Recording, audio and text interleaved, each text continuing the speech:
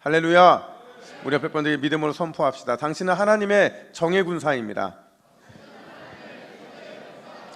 제가 늘 말씀드리면 한 번에 끝낼 수 있는데 이거를 꼭 두 번, 세 번 하게 하시는 건 제 잘못이 아니겠죠? 다시 한번 마음 담아서 믿음으로 선포할 때에 당신은 하나님의 군사입니다. 믿으십니까? 제가 최근에 한 일간지에서 이런 기사를 봤어요. 제목이 뭐냐면 다시 오토바이를 타자. 굉장히 위험한 발상인데 이게 어떤 기사인가 봤더니요, 80세 안팎의 대만의 할아버지들이 계셨어요. 그러니까 팔순이 거의 넘거나 또 조금 모자라신 대만의 할아버지들인데 이분들이 오토바이를 타고서 대만을 일주했다라는 이야기였죠. 이게 영화로도 나온 적이 있는데 달려라 그랜드 라이더스라는 이 영화가 상영이 된 적이 있었어요. 근데 보니까 이들의 평균 연령이요 81세였대요 81세니까 이 중에서는 여러 가지로 건강에 문제가 있는 분들이 계시겠죠. 어떤 분은 청각에 문제가 있었고, 또 어떤 분은 암 투병 중인 분이 계셨고, 또 어떤 분은 심장과 관절 등 다양한 건강의 문제를 가지고 있는데, 근데 그럼에도 왜 이들이 오토바이를 탔느냐, 왜 오토바이를 타고 대만 이 남북을 관통해서 13일 동안 밤낮 쉬지 않고 1139km를 달렸느냐? 따라합시다. 열정 때문이라는 거죠. 나이가 들었다고, 몸이 병들었다고 삶의 열정까지 나이 들고 병들게 해서는 안 된다. 이 결단과 깨달음이 이들을 움직이게 만든 겁니다. 실제로 이들은요, 친구의 장례식장에 모였다고 그래요. 친구의 장례식을 집례하고 거기에 모여서 조문을 하고 함께 이 식탁에 둘러 앉아 있을 때 갑자기 한 친구가 이렇게 외친 거죠. 여러분, 우리 죽음을 마냥 슬퍼하지 맙시다. 그냥 슬퍼만 하지 말고 열정으로 다시 우리의 젊음을 회복합시다. 그러자 그 말이 계기가 되어서 다들 집으로 돌아가서 집 창고에 틀어박혀 있었던 먼지가 수북했던 오토바이를 꺼내고 그걸 수리해서 함께 대만의 일주 여행을 시작하게 된 거죠. 여러분, 이게 쉬운 결정이었을까요? 평균이 81세잖아요. 자식들은 이분들을 보낼 마음이 준비가 안 돼 있는데 13일 동안 밤낮 그렇게 힘들게 오토바이를 타고 1139km 달린다는 건 쉽지 않을 거라는 거죠. 따라서 이들의 이런 행동들이요, 굉장히 멋진 결단이라는 거예요. 얼마나 대단한 열정이냐 하는 거죠. 근데 이 비슷한 말을 여의도 순복음교회 우리 고 조용기 목사님께서 하신 적이 있어요. 뭐라고 말씀하셨냐면, 우리 교회의 영적인 핵심 조직인 구역이라고 말을 하면서 그 구역을 책임지는 구역장의 자질을 이렇게 설명합니다. 구역을 이끄는 구역장의 자질 중 최고의 자질은, 다시요, 구역을 이끄는 구역장의 자질 중 최고의 자질은, 그렇죠, 열정이라는 거죠. 여러분, 하나님께서 저와 여러분들을 이미 교회로 세웠다고 제가 말씀을 드렸어요. 그냥 교회가 아니라 전신갑주로 무장한 영적 군사인 교회로 저와 여러분들을 세웠다라는 거죠. 그런 우리들에게 필요한 게 뭐라고요? 다시요, 영적 군사, 주님이 무장시켜 주신 그 영적 군사인 우리에게 필요한 게 뭐라고요? 열정이라는 거죠. 나를 하나님께서 열정적인 교회를 세우셨다. 하나님께서 나를 전신갑주 입은 열정 있는 영적 군사로 세우셨다. 바로 이 확신의 열정이 우리 안에 있어야 되는 거죠. 나이 들었다고, 몸이 좀 불편하다고, 요즘 근심 걱정 많아졌다고 움츠리지 말고 영적 열정의 군사가 되어서 더욱 힘있게 하나님 나라를 세우시기를 주님의 이름으로 축복합니다. 여러분, 오늘 우리가 이제 살펴볼 본문은요, 교회인 우리가 입은 전신갑주에 대한 마지막 묘사예요. 여러분, 정리를 한번 해보시죠. 하나님께서 영적 군사인 저와 여러분들에게 입혀주신 전신갑주라는 것이 있는데 총 6가지였어요. 머리부터 발끝까지 제가 이제 신체를 얘기하면 여러분들이 어떤 무기인지 말씀을 하셔야 되는데 안 보고 하면 좀 떨리잖아요. 그래서 화면으로 보여드릴 텐데요, 제가 한번 물어볼게요. 머리, 가슴, 양손, 허리, 신발. 참고로 여러분, 일부보다 더 소리 작은 거 아세요? 거꾸로 신발, 허리, 양손, 가슴, 머리. 할렐루야. 이거 없이도 할 수 있죠. 할 수 있는데 여러분 도전 안 하시는 것 뿐이죠. 중요한 건 여러분, 이 무장들이요, 하나님께서 우리에게 영적 전투를 위해 주셨기 때문에 각각의 의미가 있다라는 거예요. 지난 시간까지 우리가 4가지를 함께 나눴는데, 여러분, 진리의 허리띠가 필요한 이유가 뭘까요? 왜 진리의 허리띠가 필요하죠? 우리의 대적이 누구이기 때문에 그래요? 사탄이죠. 사탄의 별명이 뭡니까? 거짓의 아비, 거짓말쟁이잖아요. 그러니까 우리가 진리의 말씀으로 우리의 영혼의 중심을 잡아야만 거짓과 맞서 싸울 수 있기 때문에 진리의 허리띠가 가장 먼저 언급이 된 거죠. 그럼 왜 의의 흉배, 이거 왜 입어야 되는 거죠? 뭐가 뚫릴 때가 있어서? 믿음의 방패가 뚫릴 때가 있었죠. 사탄의 참소와 사탄의 정죄와 사탄의 시험과 강력한 유혹이 그 믿음의 방패를 뚫고 들어올 때가 있는 거죠. 그때 우리가 의지해야 되는 것은 하나님의 의입니까? 나의 의입니까? 하나님의 의죠. 하나님의 의로 무장해야만 사탄의 이 막강한 공격과 맞서 싸울 수 있기 때문에 그런 거예요. 그렇다면 평안의 복음의 신발은 왜 신어야 됩니까? 이 신발은요, 복된 소식을 전하는 거죠. 하나님이 통치하신다. 하나님이 우리를 대신하여 싸워주신다. 하나님이 싸워주심으로 완성하셔서 그 선물을 우리에게 주신다라는 이 크고 놀라운 기쁨의 소식을 신속하고 정확하게 알려주기 위해 우리는 어떤 신발을 신어요? 평안의 복음의 신발을 신는 거죠. 그럼 마지막으로 믿음의 방패는요, 하나님이 왜 우리에게 믿음의 방패를 주셨느냐? 쏟아지는 사탄의 무슨 화살? 불화살.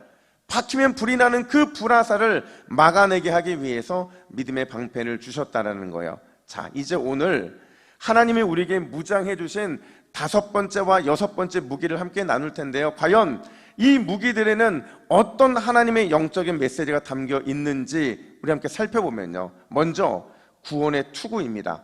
우리 17절 말씀을 또박또박 읽습니다. 시작. 구원의 투구를 가지라. 아멘. 자, 여러분, 구원의 투구가 뭘까요?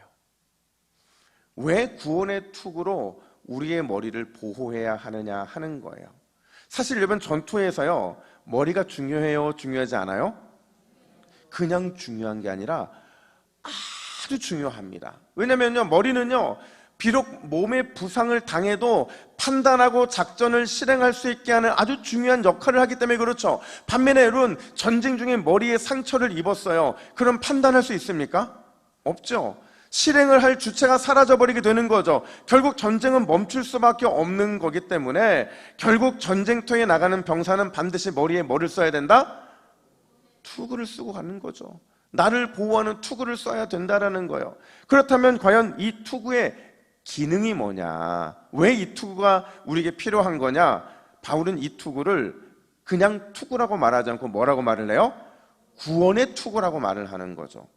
여러분, 이건요, 이 구원의 투구라는 것을 다른 말로 바꿔 말하면 구원의 확신을 말해주고 있는 거죠. 사실 영적인 전쟁에서요, 우리가 구원의 확신이 없다, 내 안에 있는 구원받음에 대한 분명한 어떤 확신이 없다는 것은 우리에게 싸울 이유가 없다는 걸 의미하는 거예요. 싸움 자체가 성립이 안 되는 거죠. 당연하겠죠. 내가 구원의 확신이 없는데, 내가 하나님 나라 백성임을 확신하지 못하는데 우리가 누구와 뭘 위해 싸울 수 있겠냐는 거죠. 결국 구원의 투구라는 것은요, 우리의 존재를 증명해 주는 거예요. 존재 이유를 설명해 주는 거죠. 나는 은혜로 구원받은 하나님의 사랑받는 자녀다. 나는 십자가를 통해 주를 믿고 주를 따라 살아가는 십자가의 군사다. 바로 이 확신이 있어야만, 그래야만 비로소 영적인 전쟁을 해야 될 그 이유가 성립이 되기 때문에 그렇다는 거예요. 그 관점에서 여러분, 성경은요, 이 구원의 투구를 2가지로 설명을 해주는데, 첫 번째가 뭐냐? 데살로니가전서 5장 8절입니다. 우리 화면을 보시고 함께 읽습니다. 시작. 우리는 낮에 속하였으니 정신을 차리고 구원의 소망의 투구를 쓰자. 할렐루야. 자, 여러분, 데살로니가전서 5장 8절에서는요 그냥 구원의 투구가 아니라 뭘 쓰래요? 구원의 소망의 투구. 분명히 오늘 본문에서는 그냥 구원의 투구라고 말을 하는데 데살로니가전서에서는 뭘 쓰래요? 구원의 소망의 투구, 소망을 덧붙이더라는 거죠. 그러니까 좀 더 구체적으로 설명을 하고 있는데 여기서 소망이라는 것은요 기대와 신뢰를 의미하는 거예요. 풀어보면 나에게 일어난 구원, 그리고 그 구원을 일으킨 나의 구원자 누구요? 예수 그리스도에 대한 신뢰, 확신, 그거를 붙들어야 된다라는 거죠. 더 정확하게 말하면 우리가 전쟁터로 나아갈 때 반드시 예수 그리스도의 십자가 보혈의 능력이 나를 구원했고 나는 아무 공로 없이 은혜로 구원을 받았고 따라서 그 구원은 성령을 통해 그 누구도 빼앗을 수 없는 확실한 보증이 된다. 믿으십니까? 이게 우리의 확신이고 무기가 되어야 된다. 다시요, 여러분 잘 들어보세요. 우리가 영적 전쟁터로 갈 때 그냥 가는 것이 아니라 예수 그리스도의 십자가 보혈의 능력이 나를 구원했고 나는 아무 공로 없이 은혜로 구원을 받았고 따라서 그 구원은 성령을 통해 누구도 빼앗을 수 없는 확실한 보증이 된다. 이게 우리의 영적인 무기라는 거예요. 이걸 가지고 영적 전쟁터에 나가야 내가 그리스도의 영적 군사로서의 정체성이 확립되는 거죠. 근데 문제는 우리가 이 확신의 싸움에서 늘 밀린다는 거예요. 싸움터로 나가기도 전에 이 확신이 사라지면서 무장 해제가 돼서 나가게 되는 거죠. 당연히 질 수밖에 없는 거예요. 한번 물어보세요. 여러분 스스로에게 묻는데 여러분들은 구원의 확신이 있으십니까? 여러분들은 구원의 확신이 있으십니까? 하나님이 나에게 주신 구원, 그걸 아무도 빼앗을 수 없다는 걸 여러분은 확신하십니까? 이 확신하는 사람들에게 어떤 놀라운 역사가 일어나는지에 대해서 웨스트민스터 신학교 교수이신 이언 두기드라는 분이 이렇게 설명을 합니다. 우리 화면을 보시고 함께 읽습니다. 시작. 이 확신은 당신이 아프고 슬플 때 당신을 보호하고, 이 확신은 당신이 거절당하고 외로운 순간에도 당신을 지지하며, 이 확신은 당신이 암담하고 우울할 때도 당신을 견디게 한다. 그리고 이 확신은 당신이 마지막 원수인 사망을 직면하게 될 때조차도 당신에게 힘을 준다. 할렐루야. 결국에는 구원의 투구를 쓰고 우리의 구원이 변함없는 하나님의 역사와 능력 가운데 지금도 여전히 유효하다라는 이 확신을 가지고 있어야만 우리의 일생의 모든 순간순간마다 우리는 승리를 누릴 수 있게 되는 거죠. 여러분, 그렇다고 한다면 절대 여러분들의 구원을 의심하지 마시기를 축복합니다. 오히려 의심이 찾아왔을 때 더욱더 구원의 투구를 쓰고 그 투구를 세워주신 그리스도를 신뢰하고 믿고 기대하면서 더욱 치열한 영적 전쟁터로 나아가시기를 축원합니다. 그러면 우리는 반드시 승리할 수밖에 없는 거예요. 근데 여러분, 더 중요한 게 있어요. 그게 뭐냐면 이 구원의 투구에 대한 두 번째 관점인데, 이사야 선지자는 이렇게 말합니다. 우리 이사야 59장 17절 말씀 함께 읽습니다. 시작. 공의를 갑옷으로 삼으시며 구원을 자기의 머리에 써서 투구로 삼으시며. 아멘. 자, 보세요. 지금 이사야가요, 구원을 자기 머리에 써서 투구로 삼으시는 분, 그분을 누구라고 말합니까? 누가 구원의 투구를 직접 머리에 쓰셨다는 거예요? 오실 메시아? 예수 그리스도라는 거죠. 여러분, 이건요, 예수 그리스도가 구원의 투구를 쓰시고 이 땅에 오셨다라는 얘기는 영적 군사인 우리들에게 매우 중요한 로드맵을 제공하고 있는 거죠. 여러분 생각해 보세요. 하늘의 하나님이신 예수님께서 이 땅에 성육신 하실 때 그분 역시도 구원의 소망의 투구를 쓰고 오셨어요. 그분은 구원의 투구를 쓰실 필요가 없는 분이세요. 그럼에도 친히 그 구원의 투구를 쓰고 오셨고, 수많은 힘들고 어려운 순간마다 그 구원의 투구를 쓰시고 끝까지 소망의 구원을 품으신 그 모범을 우리에게 보여주셨다라는 거예요. 그래서 과연 그 결과가 뭐냐? 히브리서 12장 2절은 이렇게 말합니다. 우리 함께 읽습니다. 시작. 그는 그 앞에 있는 기쁨을 위하여 십자가를 참으사 부끄러움을 개의치 아니하시더니 하나님 보좌 우편에 앉으셨느니라. 아멘. 구원의 투구를 쓰시고 참으시고 구원의 투구를 쓰시고 모든 것을 개의치 않으신 예수님, 그분을 하나님께서는 결국에 승리의 보좌, 심판의 보좌, 구원의 보좌 우편에 앉게 만드셨다라는 거죠. 심지어 히브리서 5장 9절에서는 이렇게 말합니다. 우리 히브리서 5장 9절 말씀도 함께 읽습니다. 시작. 자기에게 순종하는 모든 자에게 영원한 구원의 근원이 되시고. 아멘.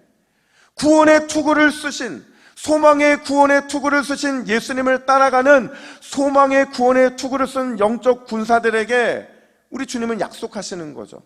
그 누구도 빼앗을 수 없는, 누구에게서도 빼앗을 수 없는 영원한 구원의 근원, 내가 되어 주시겠다라는 약속을 하고 계신다라는 거예요.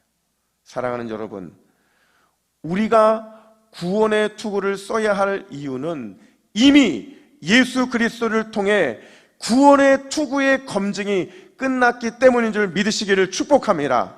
어떤 검증이 끝이 났느냐? 그분이 먼저 전신갑주를 입으시고 특별히 구원의 투구를 쓰시고 사탄과의 영적 전쟁에서 결국 승리하여 하나님 보좌 우편에 앉아 계신 것처럼 우리 역시도 구원의 투구로 무장하면, 우리 삶에서 펼쳐지는 영적인 전쟁에서 반드시 승리하여서 하나님이 우리를 위해 예비하신 구원의 보좌, 승리의 보좌에 앉게 해줄 것이기 때문이라는 사실이죠. 여러분, 이 사실을 반드시 믿으시기를 축복합니다. 제가 군복무할 때요, DMZ 어디예요? 비무장지대잖아요. 여기에서 수색을 하는 이 병사들과 대화를 나눈 적이 있었는데, 여러분, DMZ는 참 위험하더라고요. 수많은 위험들이 도사리고 있는데 그들이 특별히 조심하는 게 있대요. 뭘까요? DMZ에서 가장 조심하는 거, 지뢰죠. 어디에 지뢰가 매설되어 있는지 잘 모르기 때문에 늘 그 지뢰를 주의하는데, 지뢰가 매설되어 있을 가능성이 있는 곳은 얼씬도 하면 안 되는 거예요. 물론 사람이 다니는 길에는 이미 지뢰 탐지기를 통해서 다 거진 다 지뢰가 제거됐어요. 그래도 혹시나 있을 그 위험을 대비하기 위해서 DMZ를 수색할 때 반드시 지키는 철책이 하나가 있는데 그게 뭔지 아세요? 뭔지 아세요? 그게 뭐냐면 앞사람이 지나간 발자국만 따라가는 거예요. 앞사람이 밟은 곳만 밟는 거예요. 그래야 그걸 따라가는 뒷사람이 안전할 수 있는 거죠. 영적인 전쟁을 치르는 우리도 똑같다는 거예요. 혹시나 모를 영적인 지뢰, 사탄이 우리 삶에 뿌려놓은 그 영적인 지뢰를 밟고 터지지 않기 위해서 우리가 지켜야 할 철칙이 있는데, 그 철칙이 뭐냐? 따라합시다. 예수님만 따라가라. 바로 그거죠.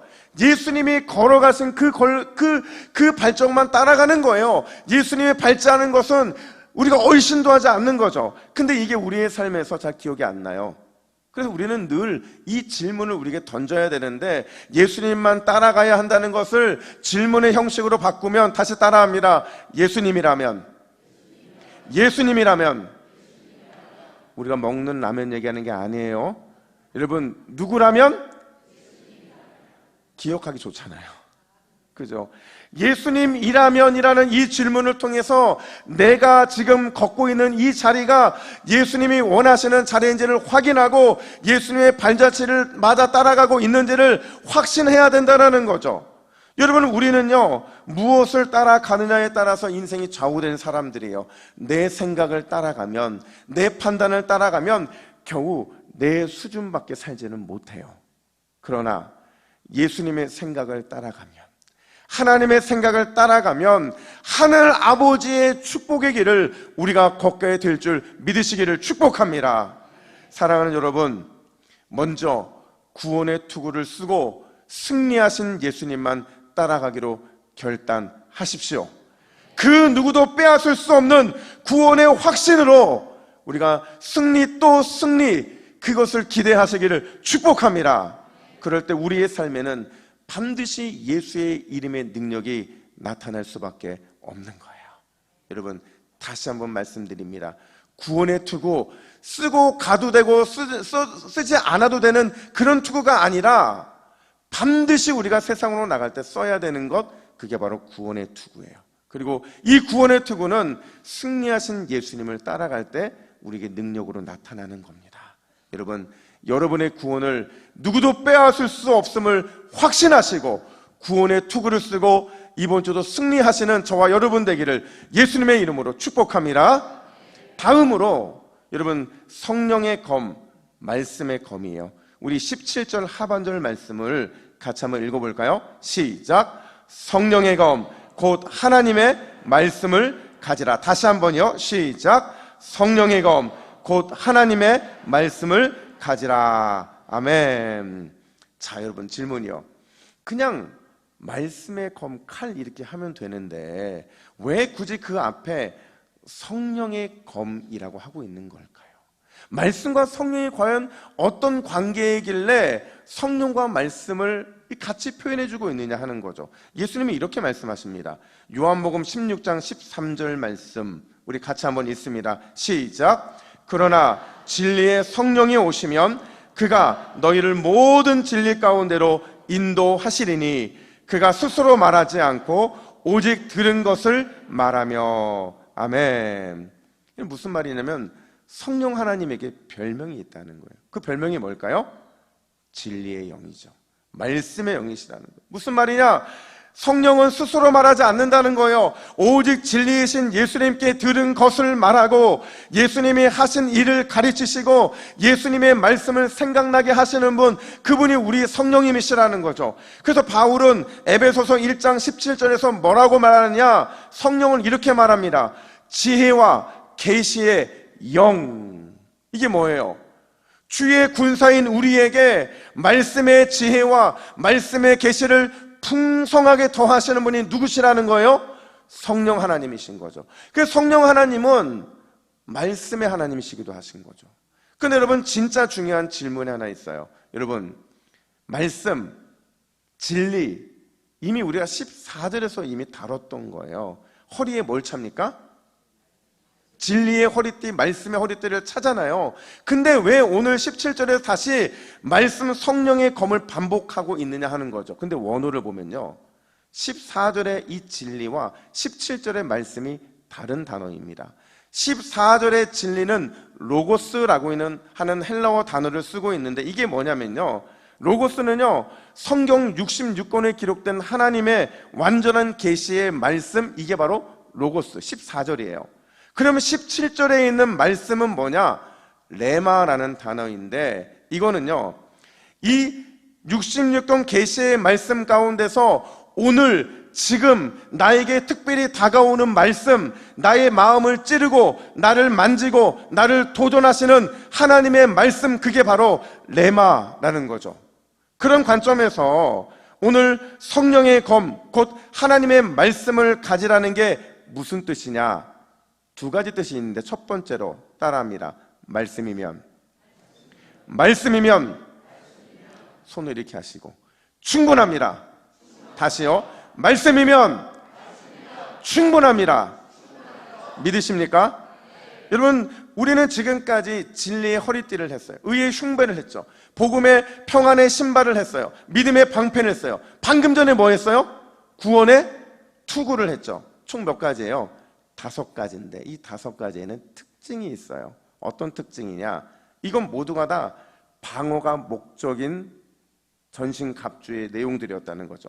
사탄이 쏘아대는 불화살 엄청난 공격을 막아내기 위한 보호막이 앞선 5가지였다고 한다면, 지금 전신갑주 중에서 유일한 공격 무기가 뭐냐? 뭐예요? 하나님의 말씀, 성령의 검이라는 거죠. 그럼 왜 하나님은 이 공격 무기를 하나밖에 안 주신 거냐? 그렇잖아요.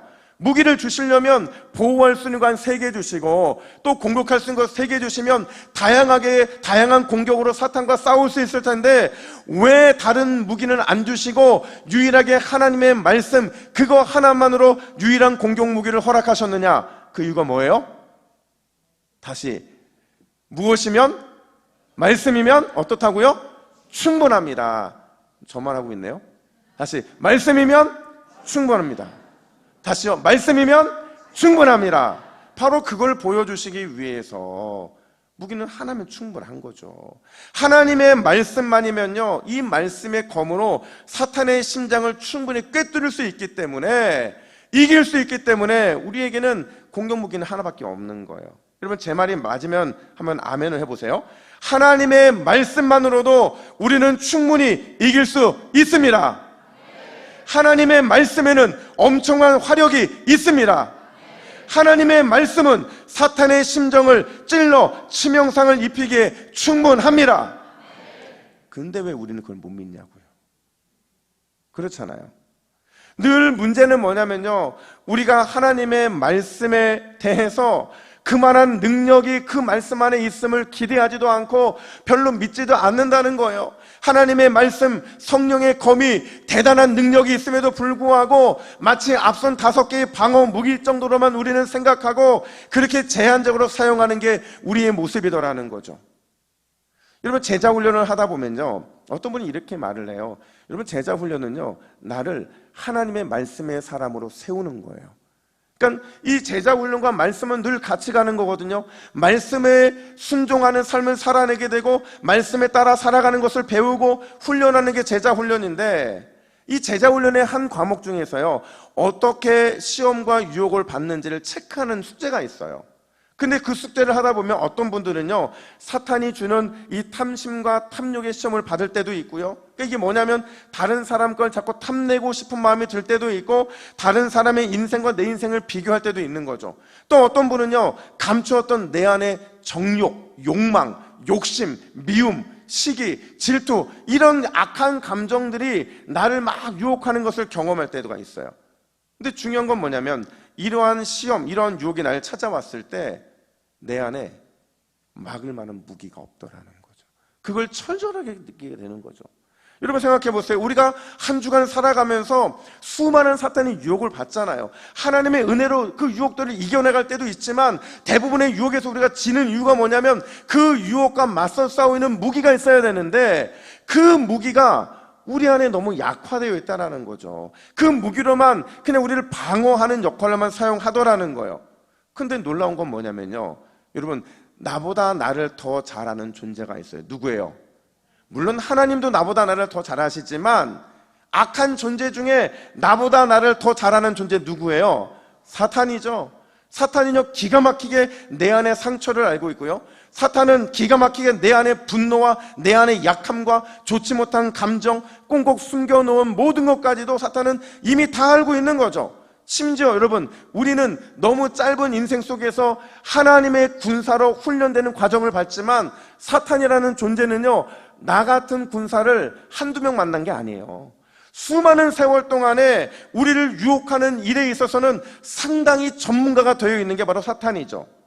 그렇다고 한다면 여러분, 우리는 어떻게 사탄의 집요한 유혹과 시험으로부터 승리할 수 있는가?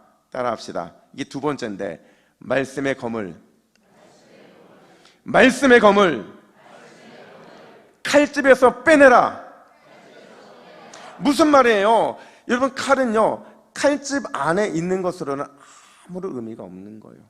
말씀의 검은 단순히 칼집 안에 있는 것으로 든든하고 마음이 튼튼한 게 아니라 빼내서 과감하게 선제적으로 사탄의 심장을 찔러야 한다는 거죠. 사탄아, 나는 이 말씀을 믿는다. 오늘 이 말씀으로 선포하니 나에게서 떠나가라. 그렇게 그 심장을 찌를 때, 이 선포할 말씀이 우리 가운데 있을 때 우리는 영적인 전쟁에서 승리할 수 있는 거예요. 이게 바로 성령의 검, 곧 하나님의 말씀을 가지라는 이 두 번째 의미인 거죠. 제가 지난주에 말씀을 드렸잖아요. 시장에서 만난 한 집사님이 계셨는데 일부 예배 참석하시는 분이 있어요. 근데 그분이 뭔 소리인지 모르겠는데 멀리서 저한테 이 말을 하는데 전 모르겠는 거예요. 가만히 들어봤더니 그분이 뭐라고 입에서 나오느냐, 뭐라고 말했다고 그랬어요? 다 보여요? 저는 무슨 말씀 하시나 봤더니 전신갑주라는 말씀을 하시는 거죠. 이거는 저한테 도전이었어요. 왜 도전이냐면 이 전신갑주라는 이게요, 로고스라는 이 말씀 가운데 이 집사님이 한 주간을 살아가는 레마였던 거죠. 내가 이 전신갑주를 무장해서 나의 삶의 영적인 전쟁에서 싸워 나가겠다라는 믿음의 결단을 하고 있는 거죠. 그리고 그분의 입에서 나온 이 전신갑주라는 단어는 저에게도 숙제였어요. 어떤 숙제였냐? 목사님도 선포한 말씀대로 전신갑주라는 이 레마를 내가 품고 살아가야 승리할 수 있다는 하나의 숙제를 내준 거죠. 여러분, 조지 뮬러라는 사람을 아마 잘 아실 겁니다. 조지 뮬러 하면 뭐가 떠오르세요? 기도응답이 떠오르죠. 오직 얼마나 기도응답을 많이 받았으면 몇만 번 기도응답을 받았대요? 5만 번 기도응답 받았다라는 그런 사람으로 알려져 있잖아요. 근데 놀라운 건 이렇게 많은 기도의 응답을 받은 이유가 있더라는 거죠. 그가 5만 번이나 넘는 기도응답을 받았던 이유가 뭐냐? 그는 이렇게 말합니다. 5만 번 기도응답을 위해 저는 100번 이상 성경을 읽은 말씀의 사람이 되었습니다. 할렐루야. 5만 번 기도의 응답을 받기 위해 100번 성경을 읽는, 100번 이상 성경을 읽는 말씀의 사람, 말씀의 검을 가진 사람이 되었다라는 거죠. 실제로 그는요, 항상 말씀 한 구절을 읽고 기도했고 또 기도한 이후에 말씀 한 구절을 읽은 이런 삶들을 반복했다라는 거예요. 근데 그가 얻은 교훈이 뭐냐? 그는 이렇게 말을 해요. 내가 그리스도인 된 후 처음 3년 동안은 성경을 한 번도 읽지 못했다. 아무런 응답도 없었다. 그러나 성경을 읽으면서 그리스도의 능력을 체험하게 되었다. 그리고 말씀을 따라 순종하는 삶을 살면서 놀라운 응답이 쏟아지게 되었다. 할렐루야. 여러분, 우리는 반드시 주님이 주신 말씀의 검, 성령의 검을 활용해야 될 줄로 믿습니다. 그냥 꽂아놓지만 마시고 그 말씀으로 사탄의 공격 이전에 선제적으로 그의 심장을 찌르면 우리는 영적으로 더 놀라운 하나님의 은혜를 경험하게 될 줄로 믿습니다. 말씀을 정리합니다. 사랑하는 여러분, 엄청난 하나님의 은혜를 누리시기를 원하십니까?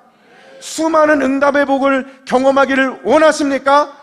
확실한 믿음으로 날마다 우리의 삶에 펼쳐지는 사탄과의 영적인 전쟁에서 승리하기를 원하십니까? 그렇다면 반드시 말씀의 사람이 되시기를 축원합니다. 반드시 아무도 빼앗을 수 없는 구원의 투구로 무장하시기를 축원합니다. 우리가 날마다 나에게 주시는 특별한 말씀의 칼로 사탄의 심장을 선제적으로 찌르면 우리가 매 순간 누구도 빼앗을 수 없는 구원의 확신으로 무장하면 반드시 우리의 삶에 예비된 주의 은혜 쏟아지게 될 줄로 믿습니다. 이번 한 주 말씀의 칼, 구원의 투구로 또 승리를 누리시기를 예수님의 이름으로 축복합니다.